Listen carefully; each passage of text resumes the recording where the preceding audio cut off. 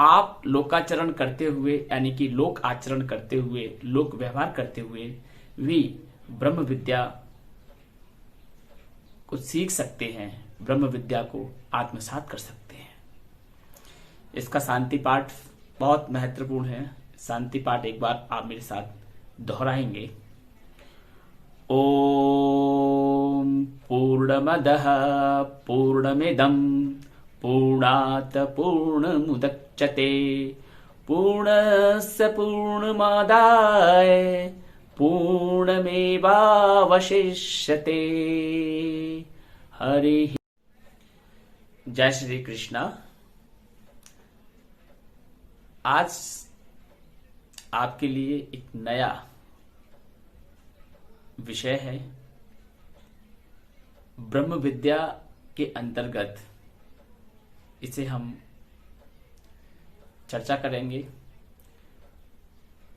यह उपनिषदों में सबसे छोटा उपनिषद है। इसका नाम है ईशावास्य उपनिषद। इसे हम ईश उपनिषद भी कहते हैं। शुक्ल यजुर्वेद शाखा का, कण्व शाखा का यह उपनिषद है। 40वां जो अध्याय है इस शाखा का, इसे ही हम ईशावास्य उपनिषद कहते हैं। उपनिषद में ब्रह्म विद्या का हमें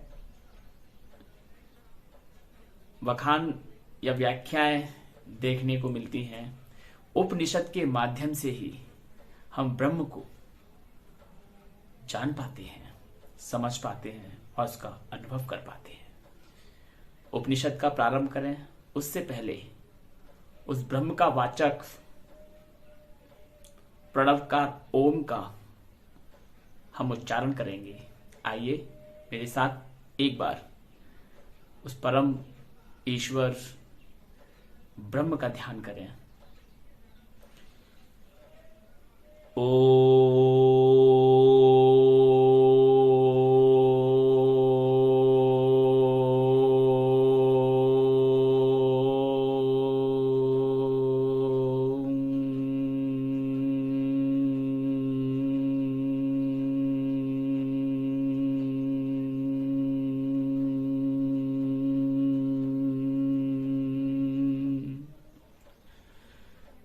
हरिओम तत्सत, हरिओम तत्सत। देखा आपने, जब हम ओम का उच्चारण करते हैं एकाग्र होकर, हमारे मस्तिष्क में एक अलग सी अनुभूति हमें होती है, स्पंदन होता है। पूरा कंसंट्रेशन हमारा जब एक जगह पर होता है तब हमारा अनुभव अलग होता है। अब हम प्रारंभ करते हैं आज का अपना मुख्य विषय ईशावास्य उपनिषद। ईशावास्य उपनिषद में कुल 18 मंत्रों की संख्या है। इन 18 मंत्रों में ब्रह्म विद्या का महत्व समझाया गया है, बताया गया है कि व्यक्ति को कैसे कर्म बंधन से मुक्त होकर के इस संसार में व्यवहार करना चाहिए। क्योंकि अगर हमारा जीवन है तो फिर हम लोकाचरण से नहीं बच सकते। लोकाचरण भी हमारे मानव जीवन का एक भाग है, इसकी उपेक्षा हम नहीं कर सकते। लेकिन इस लोकाचरण के चक्कर में कहीं हम फंस ना जाएं, इसलिए यह उपनिषद हमें यह शिक्षा देता है कि कैसे आप लोकाचरण करते हुए यानी कि लोक आचरण करते हुए, लोक व्यवहार करते हुए भी ब्रह्म विद्या को सीख सकते हैं, ब्रह्म विद्या को आत्मसात कर सकते हैं। इसका शांति पाठ बहुत महत्वपूर्ण है। शांति पाठ एक बार आप मेरे साथ दोहराएंगे। ओम पूर्णमदः पूर्णमिदं पूर्णात् पूर्णमुदच्यते पूर्णस्य पूर्णमादाय पूर्णमेवावशिष्यते। हरि ओम शांति शांति शांति। पूर्णमदः, ये जो ब्रह्म है पूर्ण है, ये अपूर्ण नहीं है।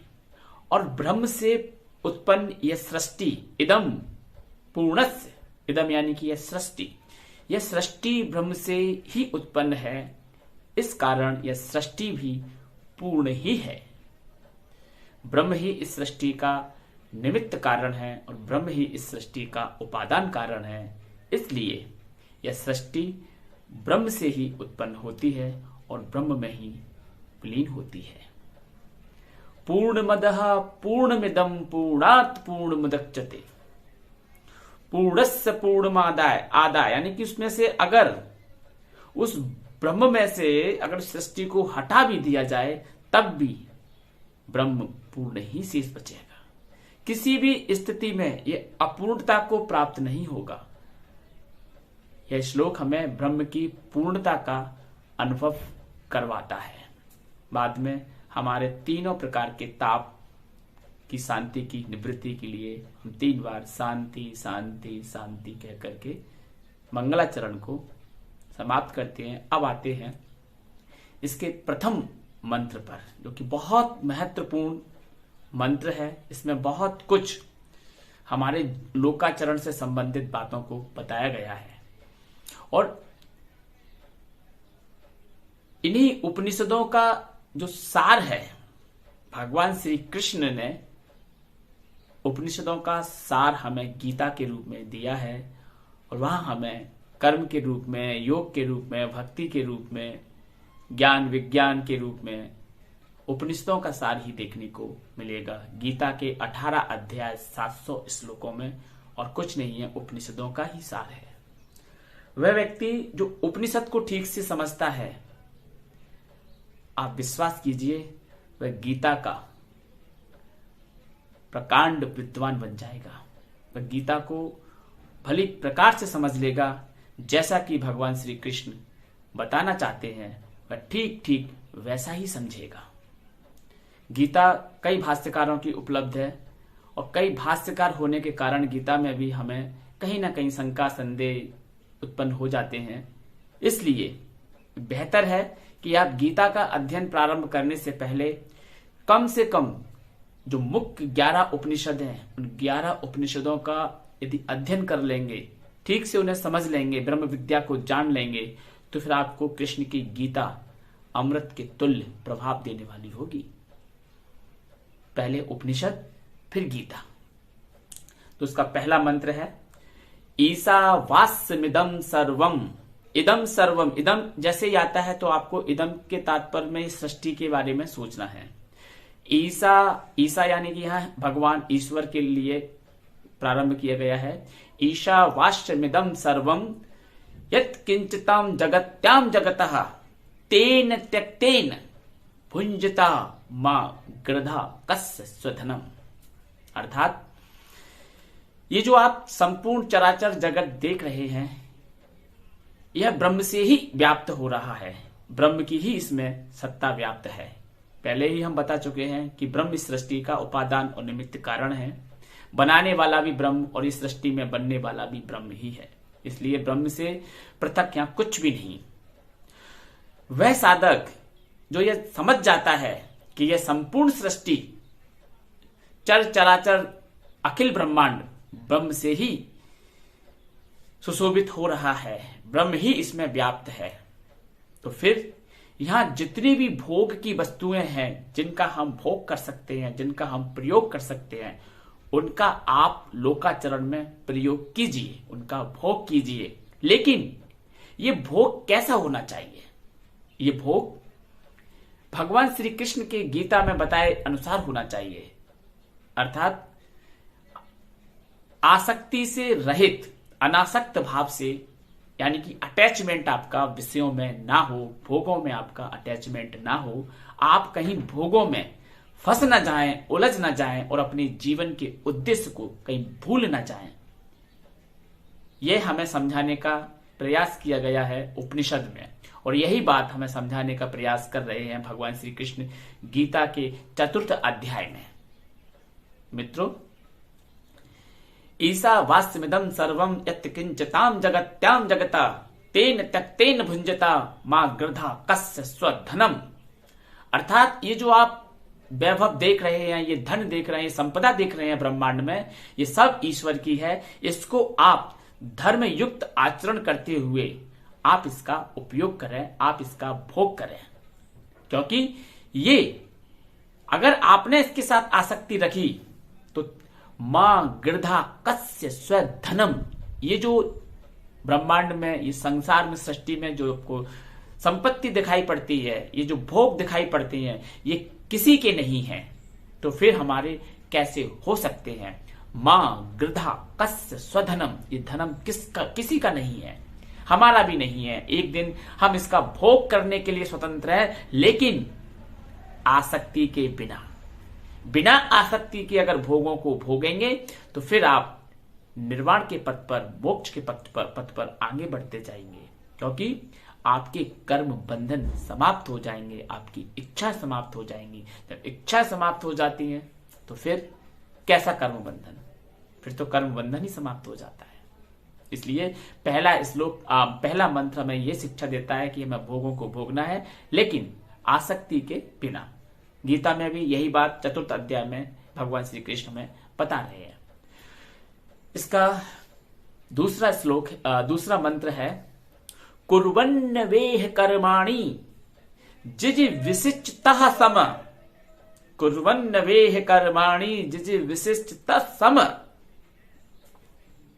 यानी कि ये जो कुर्वन, यानी कि कुर्वन का तात्पर्य है कि आप इन भोगों को ऐसे भोगिए, भगवान की पूजार्थ भोगिए, यानी कि धर्मयुक्त आचरण के साथ आप इन्हें भोगिए, और इनको भोगते हुए जिज विशिष्टता सम 100 वर्ष तक जीने की आप कामना कीजिए। 100 वर्ष की आयु वेदों में निर्धारित की गई है। ये जो 1000 वर्ष, 2000, 10,000, लाख वर्ष, ये तो पुराणों की आयु, लेकिन वेदों की आयु मनुष्य की 100 वर्ष है। और उसी के आधार पर 4 आश्रमों का वर्णन हमें देखने को मिलता है। 25-25 के डिवाइडेशन में 4 आश्रम, 25 चौक 100, 25 का ब्रह्मचर्य, 25 का 25 का ब्रह्मचर्य, 25 का ग्रस्त, 25 का वानप्रस्थ, 25 का संन्यास। इसके ऊपर कोई जाता है तो वह अपवाद है सृष्टि में। तो हमें 100 वर्ष की आयु की कामना करते हुए भोगों को भोगना है, ना कि उन भोगों में लिप्त होना है। वह व्यक्ति जो इस प्रकार कामना करते हुए भोगों को भोगता है, न कर्म लिप्यते नरे एवं त्वयि नान्यथे तो अस्ति न कर्म लिप्यते नरे। इसका दूसरा मंत्र ये हमें उद्घोष कर रहा है कि ऐसे व्यक्ति को फिर कर्म नहीं लिप्यते, यानी कि कर्म उसको फिर उसका कर्म पीछा नहीं करते, कर्म उसके बंधन नहीं बनते, वह बंधन से मुक्त होता है। इस प्रकार की जब कामना हमारे मन में आएगी, ये जो हमें बताया जा रहा है ये ब्रह्म का एड्रेस नहीं है, लेकिन ब्रह्म तक पहुंचने की एक विधि है। अगर आप इस विधि से चलेंगे तो आप ब्रह्म विद्या के अधिकारी होंगे, क्योंकि हमें स्वतंत्र मन चाहिए, हमें कोई कलेश नहीं चाहिए, किसी प्रकार का कोई भौतिक ताप नहीं चाहिए, आदि दैविक दैहिक भौतिक किसी प्रकार का कोई ताप हमें नहीं चाहिए। अगर मन में व्याकुलता हो गई, विचलन हो गया, तो हम ब्रह्म विद्या प्राप्त नहीं कर पाएंगे। तीसरा इसका मंत्र है, अगर कोई व्यक्ति इन 2 मंत्रों का पालन नहीं करता है और आसक्ति भाव रखता है, तो फिर तीसरा मंत्र इसका आता है, असुर्या नाम ते लोका अंधेन तमसा व्रता तांस्ते प्रत्या विगच्छन्ति एके च आत्म हनो जना। ऐसा व्यक्ति जो उपर्युक्त 2 मंत्रों के बताए अनुसार व्यवहार नहीं करता है लोकाचरण में, और इस लोक की संपत्ति में, इस लोक के भोगों में अगर रम जाता है, आसक्ति भाव में आ जाता है, बंधन में बंध जाता है, तो फिर ऐसा व्यक्ति घोर अंधकार में प्रवेश करता है। असुर्या नाम ते लोका अंधेन तमसा व्रता, क्योंकि उसका ज्ञान आच्छादित हो जाता है जब ज्ञान आच्छादित हो जाएगा, माया का पर्दा उस पर आ जाएगा, तो फिर व्यक्ति उलझन में, इस भवाटवी में भटक जाएगा। पुनरपि जननम पुनरपि मरणम पुनरपि जननम पुनरपि मरणम, यही चक्र चलता रहेगा, यही चक्र घूमता रहेगा अनादि काल तक। इसलिए इस चक्र को ब्रेक करें, इसको डाउन करें। ऐसा व्यक्ति जो प्रमाद में है, जो आलस में है, जो ज्ञान के मार्ग का अनुसरण नहीं करता, उसके लिए ईशावास्य उपनिषद का मंत्र संख्या 3 स्पष्ट उद्घोष करता है कि वह असुर प्रवृत्ति को प्राप्त होता है और घोर अंधकार में जाता है, और वह स्वयं अपनी आत्महत्या करता है। आत्म हनु जना, ऐसे व्यक्ति को अपने स्वयं का हत्यारा मानना चाहिए। और आज ऐसा होता भी है, हमें दिखाई भी ऐसा ही पड़ता है कि लोग भोगों में फंसे जा रहे हैं, उतरे जा रहे हैं, गहरे जा रहे हैं, लेकिन उन भोगों से हमें कैसे बच के निकलना है, परमार्थ के पथ का अनुसरण करते हुए ब्रह्म विद्या तक कैसे पहुंचना है। मित्रों, इसके 3 मंत्रों को हमने आज आपके समक्ष रखा है। चौथा मंत्र इसका जो आएगा, उसमें उस ब्रह्म का लक्षण बताया जाएगा कि वह ब्रह्म कैसा है, क्योंकि ब्रह्म को बताने से पहले उस मार्ग के लिए पथिक को एक योग्यता जो होती है ब्रह्म को जानने की, उस योग्यता का अगर हम पालन करेंगे तो निश्चित मानिए आप ब्रह्म के विषय में बहुत कुछ जान सकेंगे, क्योंकि ये बहुत ही ज्यादा गूढ़ विषय है, जो ना दिखता है ना अनुभव होता है, जिसका कोई रूप नहीं, रंग नहीं, जिसका कोई गुण नहीं। ऐसे विषय को समझने के लिए हमें मानसिक तौर पर तैयार होना होगा, और ये 3 श्लोक हमें तैयार कर रहे हैं, हमें स्वच्छ कर रहे हैं, निर्मल कर रहे हैं, हमें बंधनों से हटा रहे हैं, हमें आसक्ति भाव से अनासक्त भाव में लेकर के आ रहे हैं, हमें बता रहे हैं कि यदि आप ऐसा करते हैं तो आप फंस जाएंगे। हमें रास्ता भी दिखा रहे हैं, लेकिन हम प्रमाद के कारण, अज्ञान के कारण, माया के प्रभाव के कारण इन सब को अनदेखा करते हैं, और फिर कहते हैं कि कहाँ है ब्रह्म, कहाँ है भगवान, कैसा है भगवान। हम अपने अंदर नहीं झांकते, यही हमारा सबसे बड़ा दुर्गुण है। साथियों, नेक्स्ट वीडियो में अब हम ब्रह्म के विषय में चर्चा करेंगे, मंत्र संख्या 4। तब तक के लिए मैं आपसे लेता हूं विदा, फिर मिलते हैं। जय श्री कृष्णा, जय श्री राम। एक बार मेरे साथ फिर से उस ब्रह्म रूपी प्रणव का उच्चारण कीजिए।